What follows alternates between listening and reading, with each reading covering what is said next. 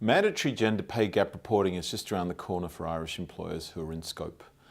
It's a new concept for Irish employers, but it's something that the UK employers have experienced very recently.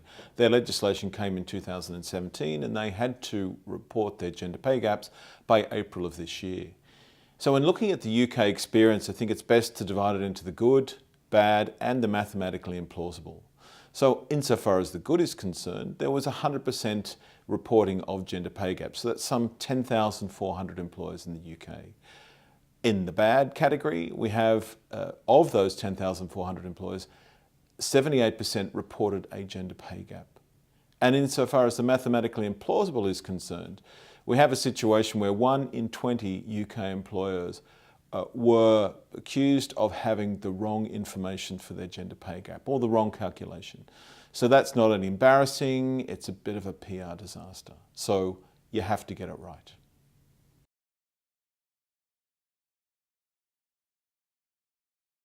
Most UK employers were slow out of the gate and didn't report up until the last minute, which was April this year.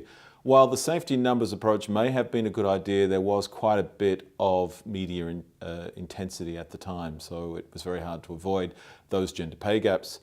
Most employers took up the option of a narrative to head off any gender discrimination issues. The narrative basically saying that why it was difficult to get women into more senior roles and also hard to recruit women into particular sectors such as technology and engineering.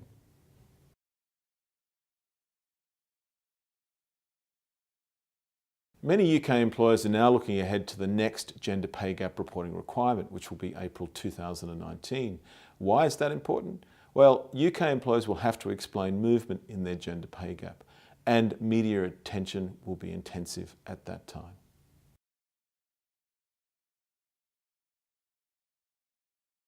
While we don't yet have a final date for the implementation of the gender pay gap, it really is a question of when, not if. And having regard to the UK experience, what's really important for Irish employers is to conduct a dummy run of the gender pay gap and to seriously consider what narrative they're going to associate with their gender pay gap before it becomes a mandatory requirement.